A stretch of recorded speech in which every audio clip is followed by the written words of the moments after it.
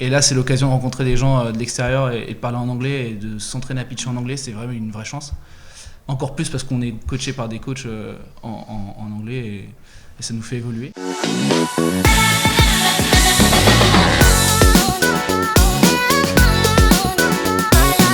Bonjour à tous et bienvenue dans Inside Startinov, l'émission qui raconte l'accélération Startinov Academy par ceux qui la vivent et ceux qui y contribuent.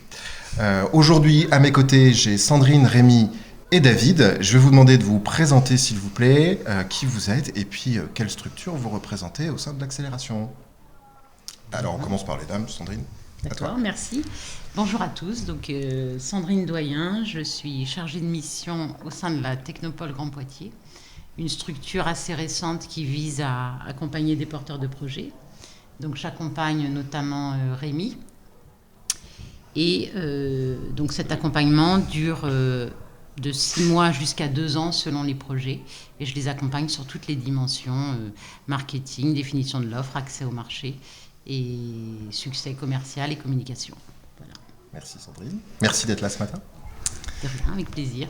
Et donc, ton jeune accompagné, Rémi. Rémi, absolument. Donc en attendant le succès, voilà, en ce moment on monte le projet. J'ai monté une société dans l'e-sport et on améliore le confort et la performance des joueurs au travers d'innovations techniques qui visent à proposer un environnement idéal de jeu pour être dans les meilleures conditions et donc être plus performant. Et je suis accompagné et par la Technopole et par vous-même, monsieur Alexis, avec le SPN. Il est gentil, il me vous voit ce matin. Rémi, vous êtes deux associés dans BeQuip. Absolument. Et toi, tu t'occupes plus particulièrement de... Moi, je m'occupe de la marque et du commercial, en règle générale, et mon associé Hugo, qui n'est pas là aujourd'hui, qui est CTO et qui a un background d'ingénieur. Ok. Voilà. Alors, le gros burger demande ce que ça veut dire CTO. Ça veut dire quoi CTO? Ça veut dire quoi CTO? Chief, voilà, j'avais pas le C, je sais pas pourquoi je dis Center. Chief Technical Officer. Voilà. Je la refais. Et donc, directeur technique en français.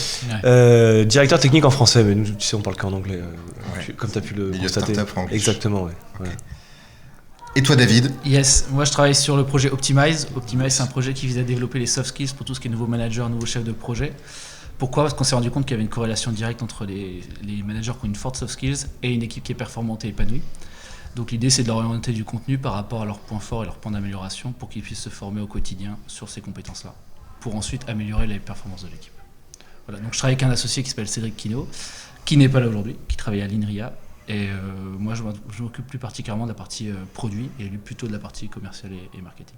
Et alors, encore une fois, on pensait à bien définir les mots anglais, puisque le gros burger n'aime pas qu'on utilise trop de franglish, donc soft skills. Soft skills, c'est tout ce qui est intelligence émotionnelle, donc tout ce qui va être communication, gestion de stress, gestion d'anxiété, ce genre de choses.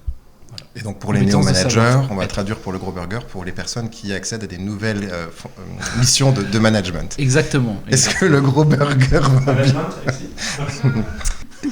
Bon, merci à tous les trois d'être avec nous dans ce huitième épisode d'Inside Startinov. Si on vous a proposé d'être avec nous ce matin, c'est parce que tous les trois, vous avez fait partie de la délégation à Porto, amenée par le SPN dans le cadre du démodé de l'accélération globale menée par nos partenaires européens. On vous l'a décrit, Startinov s'inscrit dans un cadre européen cette année, c'est une expérimentation et on a déjà réalisé plusieurs missions déplacement. On est allé à Brest, rencontrer nos homologues bretonnes et puis on est amené 2 startups au Dublin Tech Summit. L'étape Porto, c'était le démodé. Alors un démodé, c'est une étape obligatoire dans une accélération, mais dans d'autres parcours, Sandrine, on va en parler un petit peu également. Le démodé s'est déroulé à Porto fin mai.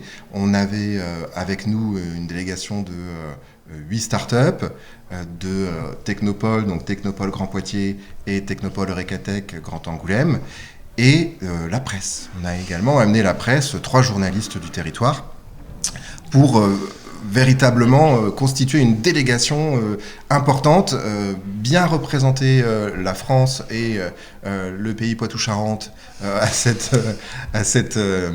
mission, comment on dit Porto, je sais plus.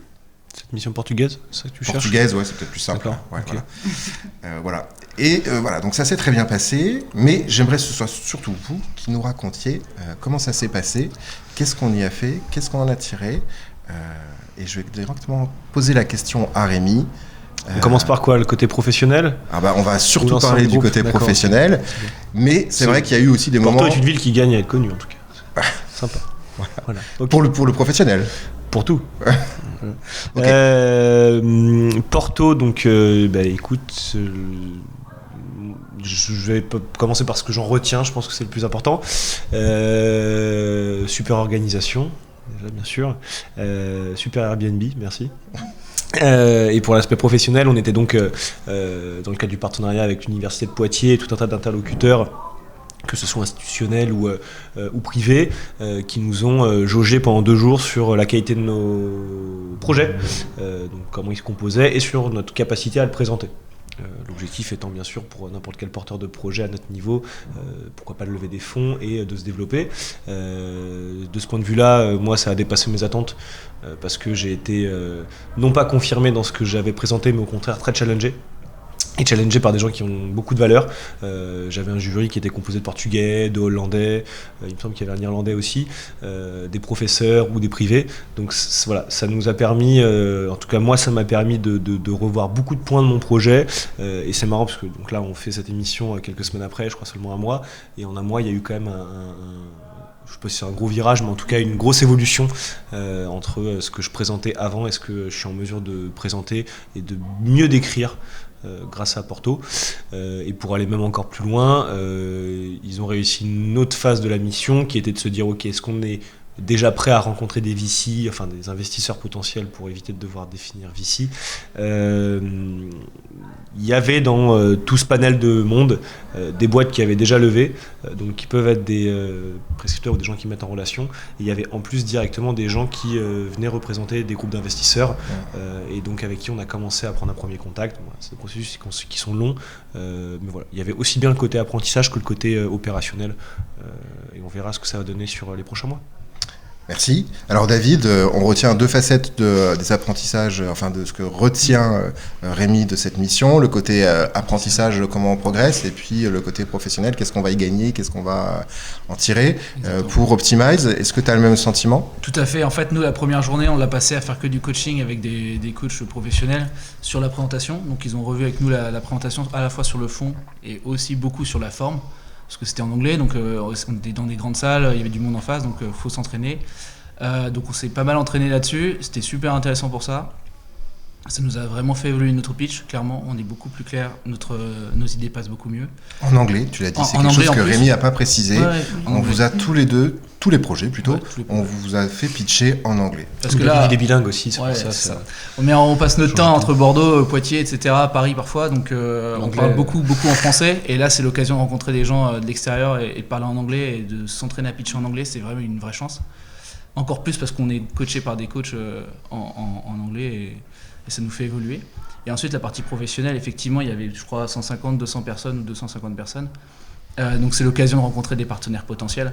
Et donc on a eu accès à cette liste-là, on a pu convenir de rendez-vous. Donc nous en l'occurrence on a rencontré par exemple une directrice d'une société qui accompagne des grandes écoles sur leur stratégie marketing, etc. C'est une personne qui travaille entre New York, Paris et Moscou, donc elle a un carnet d'adresses de dingue. On a également rencontré une société qui fait du e-learning, pour le coup qui est bretonne, mais qui nous permet en fait de mieux appréhender en fait le business dans lequel on se lance, de voir si on peut créer des synergies avec eux. Et ça répond à pas mal de nos problématiques techniques également, d'avoir des contacts comme ça pour mieux anticiper par la suite. Donc, voilà, l'assistance ABP, donc c'est elle qui va se prendre un gage. D'accord. Mais voilà, en gros, ça nous a fait évoluer sur ces différents aspects-là, et clairement, c'est que du plus, quoi. Vraiment. Alors, vous avez beaucoup pitché pendant ces 2 jours. Vous avez commencé dès le premier matin à 8h30 Absolument. à pitcher, sans café, sans rien du tout. Vous êtes arrivé directement. Et puis, à froid, comme tu dis. Et puis, vous avez commencé à vous faire, pas tailler, mais l'équipe accompagnatrice. Le premier pitch, tu te fais démonter. Hein. Voilà. C'est l'objectif, pour être très clair. Ça a été dur. Enfin, ils ont été... Je sais jamais. Si, non, faut pas le prendre personnellement, mais c'est. Disons que là où ça devient compliqué, quand tu montes un projet depuis longtemps, pour ma part, ça fait quand même 2 ans quasiment qu'on est dessus, et sur l'innovation qu'on présentait, ça fait plus d'1 an qu'on le présente, qu'il n'arrête pas d'évoluer, et qu'à chaque fois je me dis, c'est bien, c'est encore une nouvelle étape de passer. Et puis là, à nouveau, on remet plein de choses en question, quoi. Donc on se dit, bon, déjà, il va encore falloir bosser beaucoup avant d'arriver à quelque chose, et en plus des éléments qu'on n'avait pas vus. Donc voilà, c'est un aspect positif, mais à 8h30 du matin, même à Porto au soleil, c'est pas toujours évident. Il faut s'accrocher, quoi. Voilà. Alors, pour situer aussi et que les gens comprennent bien, vous avez des niveaux d'avancée différents sur vos projets d'entreprise, vos projets d'entrepreneuriat, et vous n'étiez pas sur les mêmes jurys.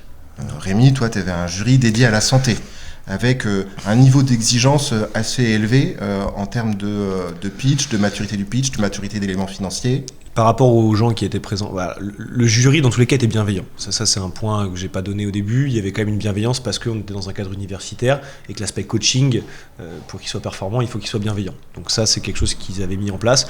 Là où ça devenait plus...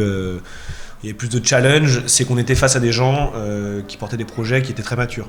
Il y avait des boîtes qui avaient déjà des clients comme Adidas ou Zalando. Voilà, donc c'est des boîtes qui, même si ça reste des startups, c'est des startups de 5, 10, 15, 20 personnes quand nous on est 2. Donc on était aussi confrontés à ça. C'est génial, ça permet de voir ce vers quoi il faut tendre, mais ça veut dire que tu as un niveau général qui est assez important. Faut situer, tu as candidaté pour intégrer cet espace de pitch et tu as été sélectionné. Et j'ai été sélectionné. Mais c'est très valorisant pour le projet, c'est très valorisant pour la manière dont on l'a mis en place. Et ensuite, la fameuse gifle qu'on se prend quand on se fait un peu démonter le premier pitch, on arrive tout à fait à compenser ça mentalement, simplement parce qu'on se dit, on n'est pas là pour rien, et s'ils nous conseillent justement, s'ils nous disent de modifier des choses, c'est pour continuer d'avancer. Toute la démarche de ces événements-là, quels qu'ils soient, c'est quand même d'évoluer, d'avancer. Enfin, je sais pas comment ça a été de ton côté, ça a l'air. Et puis à nouveau, l'avantage de l'avoir fait à Porto, c'est que quand on l'avait fait à Brest, c'était pas le même climat, quoi. C'est pas la même chose. Voilà. Ça, c'est un point que j'ai pas relevé tout à l'heure. Je m'en suis rendu compte qu'après. Désolé, alors, à Brest, on n'a pas, pas fait le démodé à Porto pour le climat. On l'a fait parce qu'on s'inscrivait dans un événement global où, comme tu l'as signalé, il y avait 250 personnes, des investisseurs internationaux. 30 degrés, du soleil. Et que c'était aussi organisé par notre partenaire, l'Université de Porto. Puisqu'on était à la Porto Business School pendant ces 2 jours. Alors David, toi tu étais aussi sur un jury dédié à ton projet qui était accélérer le business, ou en tout cas la performance des entreprises. Ton jury, il était bienveillant aussi ? Ah, tout à fait. Moi clairement, je ne l'ai pas du tout pris comme critique, ça a toujours été bienveillant. C'était que des points d'amélioration. Nous, on n'a que 6 mois d'existence, donc clairement, on est vraiment là pour apprendre. Et je pense que ce qui fait la qualité d'un entrepreneur, c'est clairement d'apprendre au quotidien, ce qu'on essaye de faire tous. Donc au bout de 6 mois, 2 ans, faut toujours apprendre. Donc clairement, ça nous a vraiment aidé là-dessus. En plus, c'est des personnes qui ont beaucoup d'expérience, comme le disait Rémi. Il y a des investisseurs qui ont beaucoup d'expérience, il y a des startups qui ont 20, 30 employés. Donc on se sert de tout ça pour évoluer, pour apprendre. Donc oui, clairement, c'était bienveillant et ça nous a fait évoluer, c'est sûr. Sandrine, toi tu accompagnes des startups depuis un certain temps. 8-9 ans. 8-9 ans. Voilà. Tu as l'habitude aussi d'organiser des rencontres avec des investisseurs. Oui. Vous le faites dans le cadre de la Technopole Grand Poitiers, en partenariat avec les Technopoles du Limousin, de Poitou-Charentes. Tout à fait. C'est un exercice qui est pas facile de mobiliser des investisseurs. Et puis surtout, c'est un exercice qui est compliqué de préparer des startups. Tout à fait. Donc, je me suis rendu compte que les startups ont du mal à pitcher.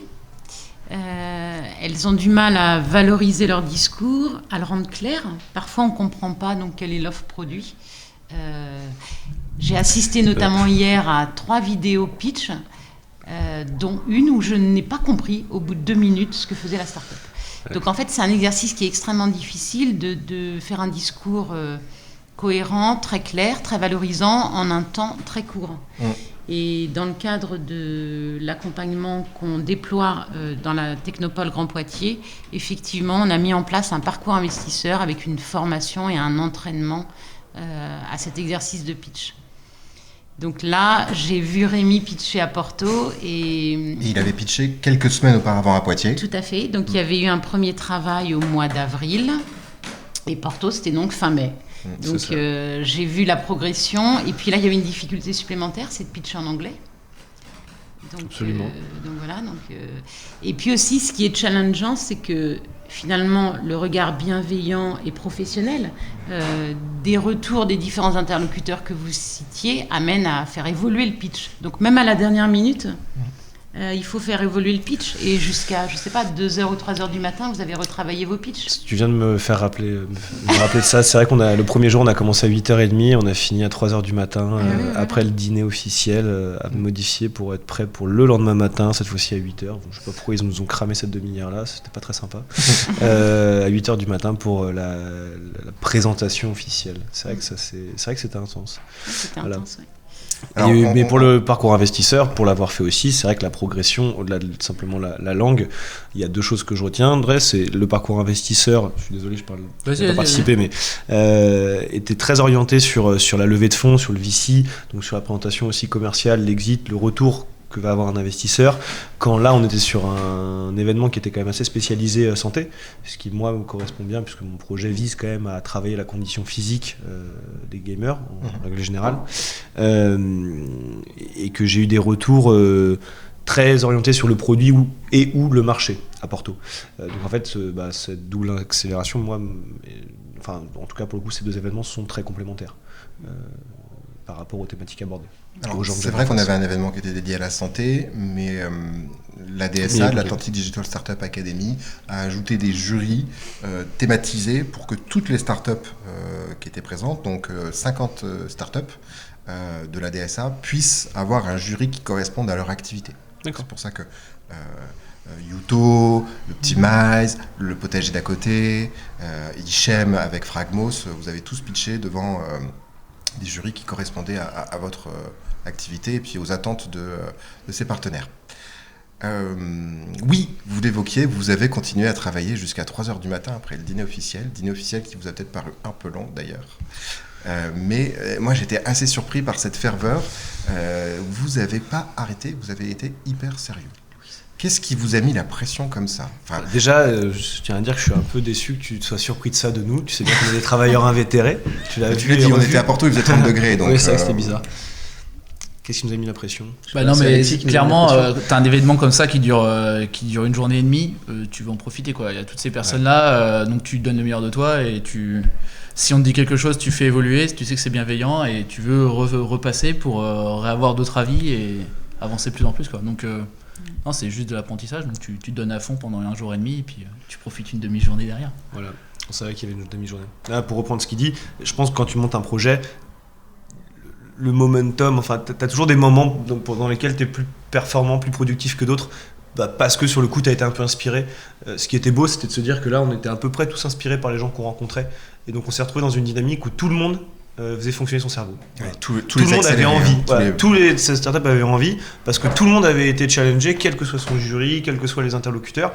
Et donc, tu te retrouves dans des projets. Quand tu montes un projet, tu peux te retrouver à travailler 3 mois sur le même truc sans que ça avance. Et puis un jour, d'un coup, il y a le déclic. Et puis là, en une après-midi, tu fais la différence. Je pense que la manière dont le programme, dont ce séjour, ce séminaire, a été monté, a fait que on s'est retrouvé dans ce moment-là pour à peu près tout le monde, et on s'est retrouvé autour de la table même jusqu'à 3h du matin, de manière tout à fait naturelle, parce qu'on faisait avancer le projet. Justement, je voudrais rebondir sur ce que tu dis, Rémi. Finalement, ce que j'ai trouvé très très positif, c'est que le travail de préparation, de coaching, donc avant le pitch, a remis en cause des éléments très importants du projet, notamment donc une nouvelle analyse des concurrents. Ça, c'est important. Ça veut dire que on peut en oublier, et le fait de partir à l'international, d'avoir des expertises santé internationales, amène à découvrir de nouveaux concurrents. Absolument. Et puis surtout, une prise de conscience peut-être sur le timing et la gamme produit qui arrivait peut-être trop tard sur le marché. Donc une réflexion sur la stratégie de l'entreprise pour être mieux en time to market. Et ça, c'est pertinent. C'est-à-dire que ce n'est pas des détails qui ont été travaillés là. C'est vraiment des fondements importants de l'entreprise. Bien sûr. Alors c'est vrai qu'on allait à Porto pour vous faire pitcher, mais on allait à Porto pour vous faire rencontrer des experts, d'autres startups de la dans la DSA. perspective internationale. Dans en fait, la c'est ça qui est super perspective intéressant. C'est que ces questions-là, on se les était posées au niveau entre guillemets local, national, parce que bon, tout le monde se connaît un petit peu, que ce soit dans nos marchés respectifs ou que ce soit dans les programmes d'incubation. Et en fait, là, quand tu sors du pays, tu te rends compte qu'il y a aussi ces écosystèmes qui existent partout. Alors là, en plus, comme c'était européen, d'un coup, il y a tout le monde qui dit moi je connais une startup comme ça à Rotterdam, moi j'en connais une à Lisbonne, et bon, tu te rends compte que oui, ça c'est assez évident, le monde ne tourne pas autour de notre petit écosystème, mais là au moins tu es concrètement en dehors, quoi, et tu découvres d'autres choses. Alors David, on voit comment le pitch, l'entraînement au pitch, les rencontres ont pu faire évoluer le projet BeQuip. Est-ce qu'il y a eu un impact Optimize. Non, le là, projet de mon BeQuip, projet. vraiment. Est-ce qu'il y a eu un T'as pas impact suivi sur depuis le tout à projet Optimize également Complètement. Comme je te disais déjà, lors du dîner, j'ai pu rencontrer une personne qui travaille dans une société de e-learning. Ouais. Clairement, aujourd'hui, c'est une société avec qui on va travailler prochainement. Okay. Ensuite, il y a eu cette personne-là d'un cabinet de consulting qui nous a réorienté vers d'autres personnes. Aujourd'hui, c'est principalement des contacts, mais demain, ça pourra devenir des potentiels clients ou des potentiels prescripteurs. Donc il y a eu un effet de faire confortation. Exactement. Déjà, se conforter sur l'idée du projet par rapport à des personnes expertes du domaine. Ça, c'est le premier point. Ensuite, créer du réseau pour avoir de potentiels clients ou en tout cas testeurs. Et des partenaires. Donc clairement, ça nous a permis d'évoluer sur ces 3 catégories-là. Et on était clairement parti là-bas pour ça. Et c'est ce qu'on a obtenu, quoi. Donc, ensuite, on a pu s'entraîner, effectivement, comme on disait tout à l'heure. Mais voilà, c'était ce qu'on voulait et c'est ce qu'on aime. Bon, et l'anglais, c'est comment pitcher? Ça tourne autour. En soi, ça fait toujours peur, parce que je pense qu'en France, on a toujours un petit peu peur avec l'anglais à l'oral, etc. Mais étant donné qu'on est tous un peu en galère, déjà, on se rassure les uns les autres, et puis ensuite, tu t'entraînes, et puis ça passe, quoi. C'est juste de l'entraînement. Ça passe. Ça passe pas toujours, non, on l'a vu. Bon, Ça a été Ouais, carrément. Non, mais il y a un projet qui n'a pas pitché à cause de l'anglais. Mais on n'en parlera pas, il sait qu'on n'est pas content. Et oui, donc à retenir dans cette émission, regardez des séries en anglais, travaillez votre anglais avant de monter un projet, c'est essentiel. Mais oui, et ça a été un truc qui a impressionné les journalistes qui étaient avec nous, c'est que tout se passait en anglais. En fait, elles avaient compris que tout se passait en anglais, mais quand elles sont arrivées dans la salle des pitchs et qu'elles vous ont entendu pitcher en anglais, elles se sont dit « Ah ouais !» Mais en fait, c'est compliqué. C'est un exercice supplémentaire très, très compliqué, de formuler sa pensée de manière concise, efficace et convaincante, aussi bien en français qu'en anglais. C'est compliqué, mais en même temps, l'avantage qu'on est là, c'était qu'il y avait des Anglais, mais il y avait des Portugais, des Italiens, des Espagnols, enfin plein de pays européens. On a pu confirmer les chiffres de l'OCDE, nous sommes bien les plus nuls d'Europe en anglais. Non, mais pas forcément, mais en soi, il y a des gens qui parlent anglais, mais c'est pas leur langue natale non plus, donc ça rassure, et donc tu te lances aussi plus facilement, quoi. C'est ça aussi, je trouve que ça rassure un petit peu d'avoir des membres du jury qui sont pas forcément natifs anglais, quoi. Moi je trouve ça, il y a un avantage à pitcher en anglais, je trouve, quel que soit le niveau. Moi j'avais travaillé un peu en anglais, donc ça allait entre guillemets, mais mon anglais est loin d'être parfait. Par contre on va beaucoup plus à l'essentiel, ce qui sur un pitch de 2, 3, 4, 5 minutes est pas mal, parce qu'on va avoir plus, on va passer une idée de manière beaucoup plus rapide, parce que dans tous les cas, on n'a pas non plus le vocabulaire pour s'étendre, ce qu'on voudrait faire en français, donc bien habiller le beau paquet cadeau. Non, là, on va straight to the point, et ça peut avoir un impact. On va pas nous demander de le définir, voilà, j'espère. Je pense que c'est bon, là, la définition, elle va passer, et ça te permet d'aller vraiment à l'essentiel des sujets, ce qui fait la différence, je pense, mais ça, c'est notre côté latin, français, c'est plus l'accent. C'est vrai que quand tu passes juste après un irlandais où là tu avais l'impression dans une surproduction anglo-saxonne, hollywoodienne, et où c'était super bien, voilà, Will Smith qui pitch, quoi. Oui, c'est sûr qu'après tu arrives avec ton petit accent français, bon. Apparemment c'est sexy, mais ça marche pas toujours. Il y a eu des accents espagnols du sud, Cadix, j'ai eu des projets, c'était un peu compliqué. Oui, ça, heureusement ils sont solidaires, ils sont sympas. Voilà, il y en avait un petit peu. Mais moi j'ai trouvé ça plutôt. Peut-être parfois plus facile. Alors, oui, pardon, vas-y. Oui, je voulais rebondir parce que je trouve aussi intéressant que nos startups ne raisonnent pas que région ou France et qu'elles aient un regard international. Et là, l'exercice a obligé finalement à avoir ce regard. Et ça, je trouve ça intéressant. C'est-à-dire une prise de conscience qu'on est un acteur en tant qu'entreprise Et notre marché n'est pas forcément que national. Et comment on appréhende, comment on s'y prépare. Donc, même si on le sait, il faut franchir le pas, il faut dépasser cette barrière de la langue. Voilà. Et sur ce point-là, je voulais aussi faire passer une information. Donc, j'ai vu pendant ces quelques jours à Porto une start-up ne pas pouvoir pitcher en anglais pour X ou Y raison, donc sans doute une peur plutôt. Ouais. Et j'étais à l'époque sur une réflexion pour construire un programme d'accompagnement à l'international au sein de la Technopole Grand Poitiers. Et en discutant donc avec nos homologues qui portent un accompagnement à l'international, on a ajouté une brique sur l'apprentissage de la langue anglaise, l'entraînement sur de l'anglais des affaires ou une capacité à être fluide dans son pitch. Donc on a rajouté ces briques-là parce que j'ai pris conscience que j'imagine que le pitch était prêt à l'écrit. Oui, Voilà. clairement. C'était prêt à l'écrit et il n'a pas osé le pitcher à l'oral en fait. Ouais.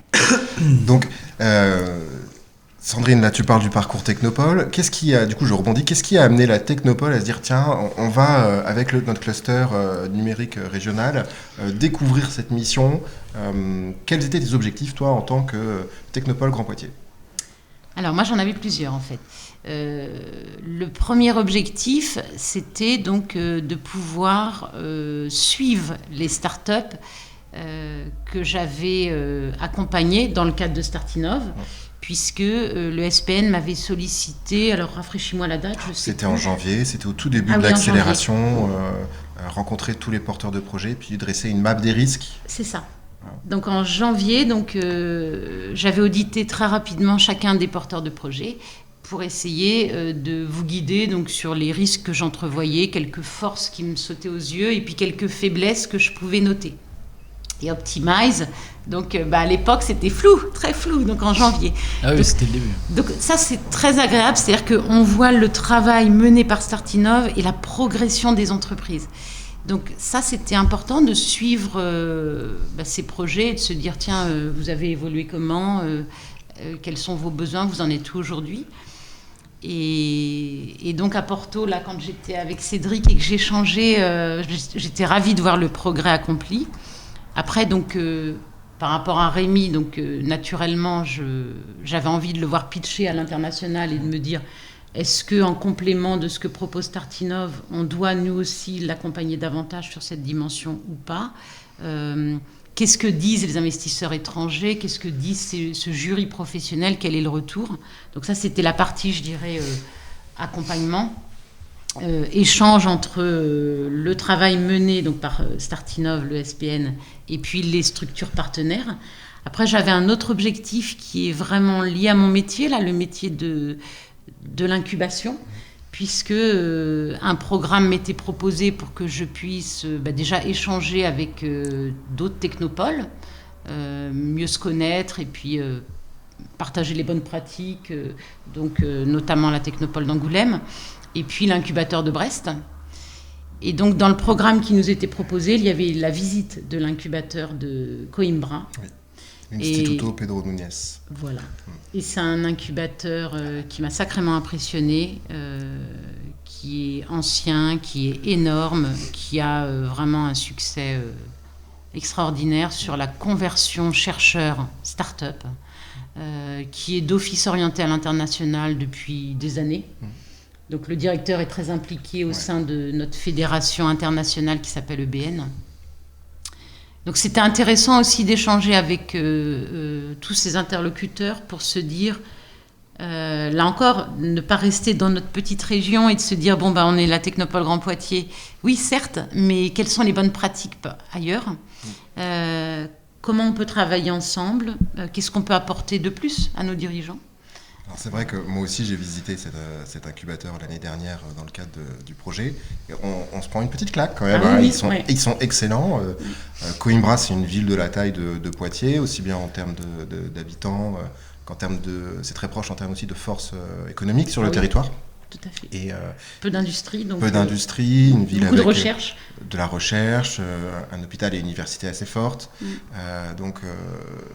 Et ils arrivent à avoir un nombre de créations de start-up et des start-up qui percent c'est dingue, quoi. Ils sont vraiment très pertinents, puis un accompagnement riche, très riche. Oui.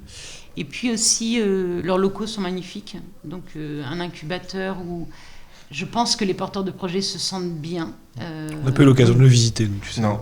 Non. On n'a pas eu cette chance-là, nous on C'est était que pour en les train de bosser. accompagnateurs, c'est que pour nous. Je vois ça. Donc avec des espaces de coworking vraiment agréables, un côté un petit peu au vert, puisque c'est en dehors du centre-ville. Comme ici. Et c'est autour de tous les bâtiments des laboratoires de recherche. Et puis ce que j'ai trouvé impressionnant, donc là c'est plus sur notre modèle économique à nous et sur ce vers quoi doivent tendre les incubateurs. En tout cas, c'est le message de l'État français. C'est de se dire qu'au Portugal, les start-upers paient pour être accompagnés et toutes les prestations de l'incubateur sont payantes. Ah là, ça met la douche totalement froide. privé, quoi. Ah Donc là, les c'est gars. vrai, pour nous, c'était assez surprenant puisqu'on le pratique Pas si bien peu. ça que ce voyage.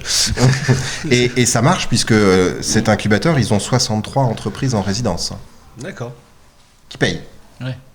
Mais du coup, tu le rejoins à quel moment? Tu le rejoins quand tu as déjà des clients, que tu as déjà du chiffre d'affaires au final? Bah, pas forcément. Non? C'est juste une appréhension, on va dire, différente des étapes de constitution de son plan de financement. D'accord. Voilà. Et puis peut-être un effort culturel à faire du côté des Français, je pense. Où, au Portugal, peut-être qu'on va être plus débrouillard, plus... On va anticiper c'est un sujet cette sensible. nécessité. Ouais. Oui, c'est un sujet sensible. On va anticiper cette nécessité d'aller chercher peut-être plus de love money au démarrage. Ouais. Il y a beaucoup moins d'aide publique oui. au démarrage Oui. qu'en France. Donc, c'est vrai que nous, accompagnateurs, on est un peu des professionnels de la subvention où on articule les outils publics, territoriaux, nationaux, BPI qui existent pour vous donner le maximum de chance au début de vos projets. Il n'y a pas ça au Portugal. Ça existe, les incubateurs payants en France, avec plus ou moins de succès aussi. Je pense que ça dépend. Ouais, des accélérateurs plus que des incubateurs payants. C'est vrai que c'est pas la même chose.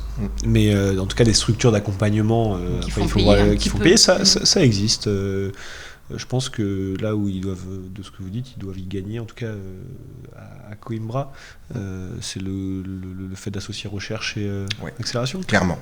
Parce que Ça, si c'est t'as- une force. Si tu as à disposition un ensemble de compétences, enfin la recherche c'est souvent ce qui pêche le plus quand on cherche à innover. En tout cas c'est ce qui coûte le plus cher, donc c'est sûr que si c'est directement à domicile, ça aide. Oui, ça peut justifier un tarif.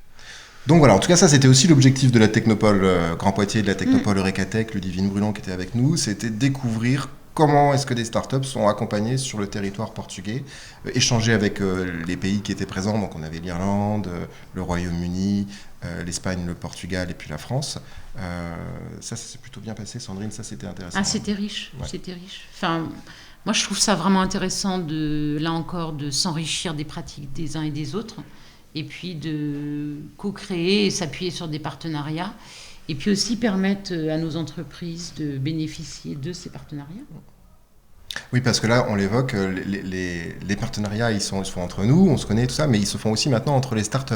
C'est quelque chose qui est né un peu à Brest, qui s'est développé au Dublin Tech Summit en mars. Et puis là, David, tu nous le dis, potentiellement, vous allez travailler avec cette boîte, entreprise bretonne, e-Learning Touch. Ouais, tout à fait. Donc, c'est pas quelque chose qu'on avait mis comme objectif initialement dans la DSA. Non, mais la chance qu'on avait, c'est qu'on avait accès aux 250 personnes qui étaient là, on voyait leur profil. Donc après, un petit peu de recherche Google ou même des fois il y avait les descriptifs.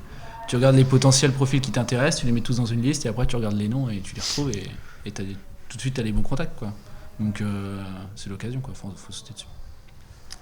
Sandrine, du coup, quel effet ça fait de voir la start-up qu'on accompagne être un peu en stress? Parce qu'on l'a évoqué, il y a eu cette dimension pendant les 2 jours un peu tendue. Hein. Vous avez bossé tard, vous étiez tous un petit peu nerveux.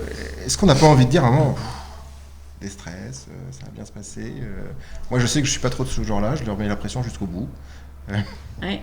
Alors, d'un côté, on a envie de les aider, mais en même temps, on se rend compte qu'ils doivent se concentrer, s'entraider, être confrontés à des réflexions stratégiques qui peuvent changer les choses sur le discours.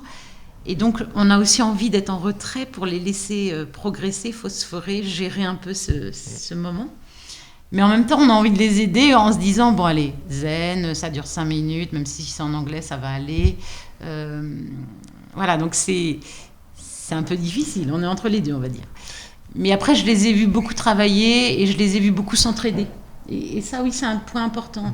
Je pense que les dirigeants sont souvent seuls, les petites équipes, donc vous êtes 2, bah vous aussi. Il y avait aussi des porteurs qui sont parfois seuls. Et cette solitude, elle n'est pas évidente à vivre. Et je pense que ce qu'on n'a pas abordé jusqu'alors, c'est ce côté groupe, le fait de partir ensemble, d'être un petit peu dans des stades de maturité similaires, puisque vous avez tous suivi Startinov, vous êtes rentrés au même moment. Enfin, moi, j'ai ressenti cette entraide. Mais il y a un côté brainstorming sur... collectif. Collectif, ouais. C'est aussi pour ça qu'on a travaillé si tard, c'est que... En fait, on avait tous des problématiques, et en fait, il y avait ce côté groupe brainstorming qui nous faisait vraiment avancer beaucoup plus vite que si on n'était que 2, comme tu disais. Et du coup, fallait en profiter, quoi. L'effet, on est ensemble, ailleurs. Tu t'es pas couché à minuit ? Loin. Non, mais je suis couché tôt, moi. Et ça, c'est important. Je pense que... Il faut sortir de sa solitude, il faut bénéficier du regard bienveillant et puis enrichissant des autres. Et puis avoir de la neutralité aussi, c'est que parfois on a un peu trop le nez dans le guidon, quoi. On est dans son projet, c'est son bébé, on vit, on dort avec. Et en fait, on n'a plus de lucidité. On la perd. Ouais, c'est l'effet qu'on essaye d'organiser ou d'impulser dans un startup week-end, lors d'un hackathon. En fait, le fait de vous mettre sous pression, d'avoir le côté temps, voilà, on sort de sa zone de confort sur tous les sujets, en fait. Et c'est souvent dans ce genre de situation qu'on arrive à obtenir le meilleur. Comme dit Rémi, on va straight to the point, on se focalise, et si c'est pas essentiel, c'est qu'il y a certainement une raison et qu'on l'oublie à ce moment-là. Et c'est ce qu'on a essayé d'organiser, en tout cas y compris pendant ce démodé à Porto. Oui, moi il y a juste un point sur l'aspect collaboratif et surtout le processus de réflexion qui t'amène à faire évoluer ton projet aussi rapidement sur des sessions qui sont aussi intenses. Donc l'aspect intense aide en effet à proposer des challenges et proposer des nouvelles problématiques que tu n'avais pas forcément vues. C'est super de pouvoir être ensemble parce qu'en effet on a la tête dans le guidon et on peut poser des questions et peut-être solutionner un point. Mais pour revenir à la question initiale qui était la façon d'avancer et l'aide qu'on peut aussi aller chercher autour, que ce soit avec vous qui nous encadrez ou avec les autres startups, moi je sais qu'il y a aussi des convictions qui doivent se construire toutes seules. Et que quand on m'a expliqué par A plus B qu'il fallait que je change des éléments dans ma présentation, mais surtout dans mon projet, dans des fondamentaux de mon projet, là il a fallu que je me retrouve aussi un peu seul. Parce qu'il y a aussi des éléments qui dépendent uniquement de soi-même. Et alors, quand on entreprend, faut pas s'attendre. Enfin, c'est super d'être très bien accompagné, c'est essentiel. Mais le premier travail, il est à faire sur soi-même. Et dans ces cas-là, ça sert à rien d'aller aussi chercher de l'aide, enfin de la solution ailleurs. La solution, elle viendra que de soi. Faut se concentrer, quoi. La solution, elle viendra que de soi. Exactement. Puis là, c'est le rôle du dirigeant que de prendre des décisions. Oui, parce qu'il reste le patron. Et voilà. Et ça, c'est ça aide d'être avec. Ça permet de relativiser, d'être avec d'autres gens, je pense, c'est ça. Mais par contre, la décision, elle ne peut pas venir des autres. D'autant plus que si t'es pas convaincu pendant ton pitch, ça passe pas. C'est vrai. Donc, que tu sois convaincu. Et après, ils le sentaient. Il faut le vivre. Les coachs, ils le voyaient directement. Ils Ouais. étaient très très bons, ces coachs. Les points Vraiment sensibles, travailler avec ils te le font sortir. Et c'est là-dessus qu'ils vont te poser des questions, d'ailleurs, s'ils te sentent un peu légers sur un sujet, c'est sûr. En tout cas, ce travail, il a vraiment payé parce que je rejoins Sandrine. De vos premiers pitchs au kick-off, au bootcamp, on a vu une véritable progression. Tous les projets, ceux qu'on pitchait. Et c'est vrai qu'il y a une petite fierté quand on est accompagnateur de voir ce travail. Ça fait du bien de voir cette progression et on était content de vous amener. En tout cas, on a passé aussi un bon moment parce que c'est vrai qu'il y a eu ce cadre. Bon, 30 degrés, il fait beau, c'est Porto. Mais ça contribue quand même, le fait qu'on soit à l'extérieur et qu'on puisse découvrir. Ah bah...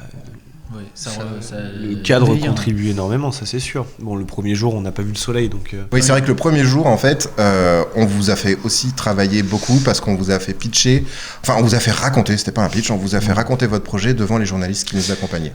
Oui, ça c'est un autre... Enfin, je pense que c'est une notre critère de satisfaction du séjour, c'est qu'à l'issue de tout ça, il y a quand même aussi un dynamisme global de toutes les institutions et de tout ce qui existe là dans la région qui s'est mobilisé autour du projet. Ce qui fait qu'on a eu des articles de presse, ce qui fait toujours plaisir. Qu'on parle un peu de nous, c'est aussi ça fait plaisir, ça fait du bien aussi. Voilà, ça fait c'est du jour hacking.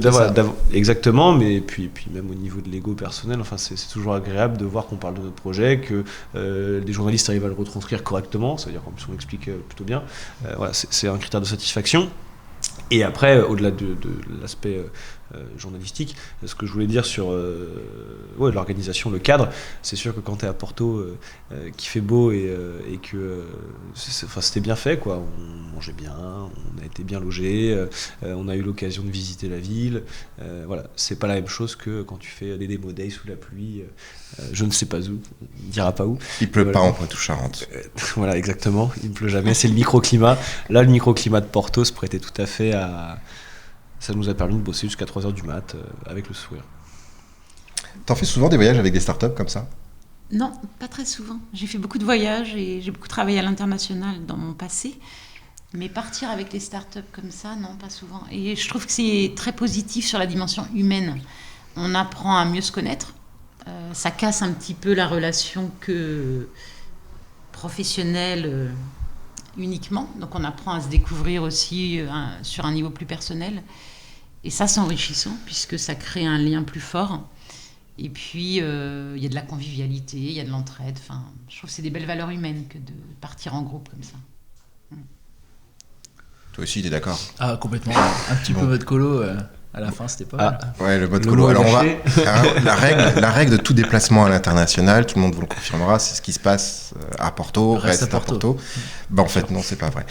Parce qu'on a des vidéos et puis je pense qu'on va pouvoir s'en servir à la fin de cette émission. Ou en tout cas, on verra comment on arrive à caser des rushs. On a de bonnes pour faire un make-up. Donc, pour sortir à Porto, vous commencez à 15h. Pensez à sa crème solaire. Oui, les gens peuvent vous contacter pour avoir des bonnes adresses. Hein, absolument. C'est une ville vraiment qui gagne à être connue. Et puis, ce qui était sympa, alors je ne sais pas si c'était volontaire de la part du SPN dans son organisation ou si c'est les avions qui ont amené à ce résultat, mais en tout cas, on a eu du temps de travail et on a eu un petit moment de détente.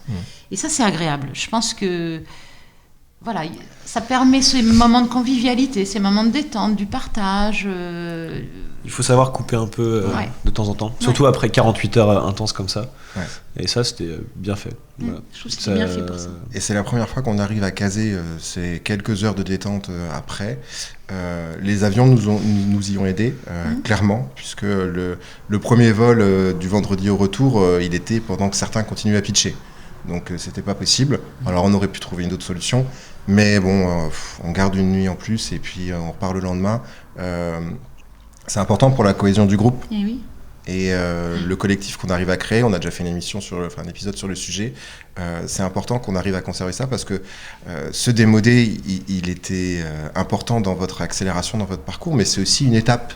Vous allez pitcher pour le démodé français sur le second semestre en octobre. Donc on a besoin que vous continuiez à vous entraîner et à garder ce collectif ensemble qui vous a mené à bien pitcher là-bas, mais il va falloir bien pitcher et encore mieux dans quelques mois. Donc oui, on était content d'avoir ce temps-là. Un mot de la fin. Un mot de la fin, non, bah, clairement, merci de nous y avoir emmenés. On a tous énormément appris, c'était exceptionnel comme événement pour nous en tout cas.